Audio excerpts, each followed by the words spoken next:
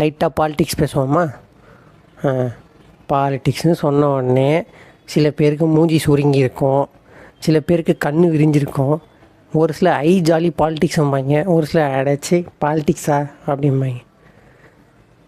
உங்களுக்கு ஏன் இந்த தாட்டு வந்துச்சு? அது எதுவாக இருந்தாலும் சரி, பாலிடிக்ஸ்னு சொன்னோடனே உங்களுக்கு ஏன் அந்த நினப்பு வந்துச்சுன்றதை தாராளமாக கமெண்ட்டில் சொல்லுங்கள், நானும் பார்த்து தெரிஞ்சுக்கிறேன். ஹானஸ்ட்டாக சொல்லுங்கள், உங்களுக்கு வந்த ஒப்பீனியன், அதாவது எனக்கு பாலிடிக்ஸ் பிடிக்கும்னு சொன்னவங்க ஏன் பாலிடிக்ஸ் பிடிக்கும், பாலிடிக்ஸ் பிடிக்காதுன்னு சொன்னவங்க ஏன் பாலிடிக்ஸ் பிடிக்காதுன்றதையும் சொல்லுங்கள். அண்ட் யோசிச்சு பாருங்கள், இது எல்லாமே உங்களோட ஓன் ஒப்பீனியனான்றதையும். அஃப்கோர்ஸ் இது எல்லாமே உங்கள் ஓன் ஒப்பீனியனான்னு கேட்டால் மெஜாரிட்டி இருக்காது.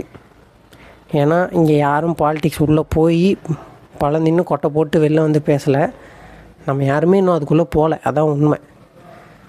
ஸோ இந்த ஒப்பீனியன் எதனால் வந்துச்சு, ஏன் வந்துச்சு, நம்ம ஏன் அதை வெறுக்கிறோம், இல்லை ஏன் நமக்கு அது அவ்வளோ பிடிச்சிருக்குன்றதை இந்த வீடியோவில் என்னால் முடிஞ்ச வரைக்கும் நான் எக்ஸ்பிளைன் பண்ணுறேன். ஸோ வீடியோ ஃபுல்லாக பாருங்கள். ஸோ இதுக்கு முன்னாடி நான் ஏன் அது எதுவுமே நம்மளோட ஓன் ஒப்பீனியனாக இருக்காது அப்படின்றத ஸ்ட்ராங்காக சொன்னேன் அப்படின்னா, ஒரு விஷயத்தை பற்றி நம்ம கற்றுக்கணுன்னா மினிமம் ஒரு 3-4 இயர்ஸ் அதில் நம்ம டைம் ஸ்பெண்ட் பண்ணியிருந்தால் தான் நமக்கு தெரியும் அது என்ன ஏது உள்ளே என்ன இருக்குது, ஏன் அதை அப்படி சொல்கிறாங்க அப்படின்றது அப்போ தான் நமக்கு தெரியும். ஒரு விஷயத்துக்குள்ளே இறங்காமலே அந்த விஷயத்தை பற்றி நம்ம பேசுகிறோம் அப்படின்னா அது மோஸ்ட்லி நம்மளோட ஓன் ஒப்பீனியனாக இருக்க சான்சஸ் ரொம்ப ரொம்ப ரொம்ப ரொம்ப கம்மி. ஸோ நம்மளை சுற்றி இருக்கவங்களோட யாரோ ஒருத்தருடைய பெர்ஸ்பெக்டிவை வாங்கி அதை நம்ம ரிஃப்ளெக்ட் தான் பண்ணுறோம். ஓகேங்களா? ஸோ இதுக்கு இன்னொரு பேர் இருக்குது, சோஷியல் பயாஸ்னு சொல்லுவாங்க. அதாவது சுற்றி இருக்கவங்க என்ன சொல்கிறாங்களோ அதுதான் உண்மை அப்படின்னு நம்ம நம்புகிறவங்க பல பேர் உண்டு. ஒரு எக்ஸாம்பிளுக்கு ஒரு ஸ்டடி கண்டக்ட் பண்ணியிருக்காங்க, அதை பற்றியும் நான் எக்ஸ்பிளைன் பண்ணுறேன். 1951 ஒரு குரூப் ஆஃப் பீப்புளை ஒரு ரூம்குள்ளே உட்கார வச்சு அவங்கக்கிட்ட சில கொஷின்ஸ் கேட்டிருக்காங்க. அதில் சில பேர்கிட்ட மட்டும் போய் நீங்கள் நான் கேட்குற கொஷினுக்கு டெலிபரேட்டாக தப்பான ஆன்சர் சொல்லணும் அப்படின்றதையும் சொல்லிட்டாங்க. And few set of new பீப்புளும் வராங்க.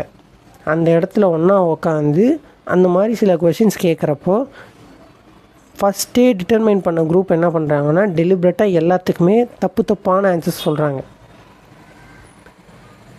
Guess what? புதுசாக அந்த ஆட்களும் தப்பாக சொன்னவங்க மெஜாரிட்டியாக இருந்த காரணத்தினால அது தப்பான ஆன்சர்னு தெரிஞ்சாலும் அந்த தப்பான ஆன்சர் தான் கரெக்டுன்னு சொன்னாங்க. இதுக்கு பேர் தான் சோஷியல் பயாஸ். ஒரு குட்டி எக்ஸாம்பிள் சொல்லணுன்னா, நம்ம ஸ்கூலில் நம்ம கிளாஸ் ரூமில் இப்போ ஒரு 50 பசங்க இருக்காங்க. 49 பசங்க என்ன சொல்கிறாங்க, 8+8 10 அப்படின்னு சொல்கிறாங்க.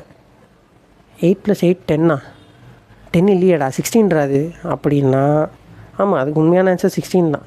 பட் உங்களை சுற்றி இருக்கவங்க எல்லாருமே 8+8 10ன்னு சொல்கிறாங்க.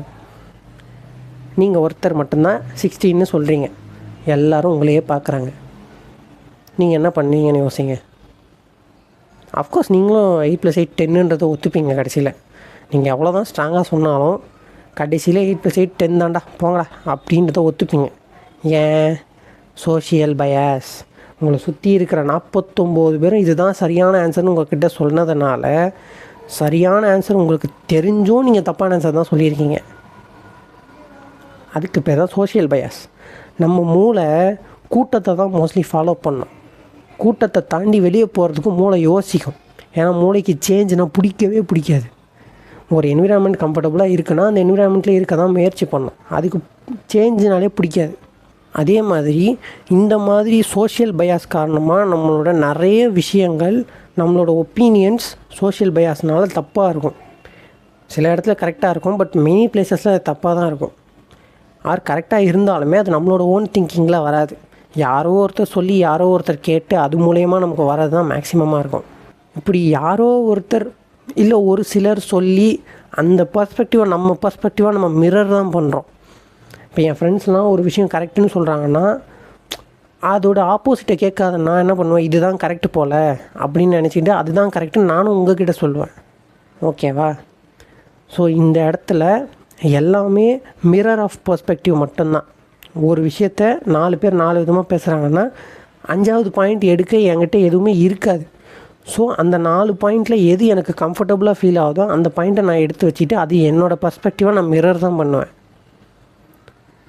ஸோ இது என்னோடய ஓன் ஒப்பீனியனாக ஆகாது. எப்படி என்னோடய ஓன் ஒப்பீனியனாக ஆகாது? ஏன்னா அவன் சொல்கிறது தான் நானும் சொல்கிறேன். அது என்னோடய ஒப்பீனியன் ஆக போகிறதில்ல. அது எண்ட் ஆஃப் தி டே வேறு ஒருத்தரோடது, நான் கடன் வாங்கி யூஸ் பண்ணுறேன், அவ்வளோதான். ஸோ நான் இதுலேருந்து சொல்ல வர்றது, ஒப்பீனியன்ஸ் எல்லாருக்கிட்டையும் சேஞ்ச் ஆகும். ஒப்பீனியன்ஸ்க்காக போய் யாருக்கிட்டையும் நான் தான் கரெக்டு, நான் தான் தப்புன்னு தயவு செஞ்சு சண்டை கிண்டை போடாதீங்க. நம்ம மூளை ஒப்பீனியன்ஸை மாற்றி மாற்றி பேசும். இன்றைக்கி நான் சரின்னு சொல்கிற விஷயம் 100 வருஷம் கழித்து தப்பாக இருக்கலாம். 100 வருஷத்துக்கு முன்னாடி தப்பாக இருந்த விஷயம் இன்றைக்கி சரியாக இருக்கலாம், நாளைக்கு தப்பாக போகலாம். ஸோ டைமுக்கு ஏற்ற மாதிரி எல்லாமே மாறிக்கிட்டே இருக்கும். எல்லாமே ஜஸ்ட் மிரர்ஸ் தான். ஸோ உங்களுக்கு என்ன கரெக்டுன்னு படுதோ அதை மட்டும் பண்ணுங்கள். யார்கிட்டையும் சண்டை போடாதீங்க. பர்ஸ்பெக்டிவ்காக அடிச்சுக்காதீங்க. ஜாலியாக இருந்தீங்களா, பர்ஸ்பெக்டிவ் ஷேர் பண்ணிங்களா, உங்கள் நாலேஜ் ஷேர் பண்ணிங்களா, அதோடு முடிச்சிங்க. நீங்கள் நிம்மதியாக இருந்துட்டு போங்க. சரி, இதோட நான் வீடியோ முடிச்சுக்கிறேன். பாய். அடுத்த வீடியோவில் சந்திக்கலாம்.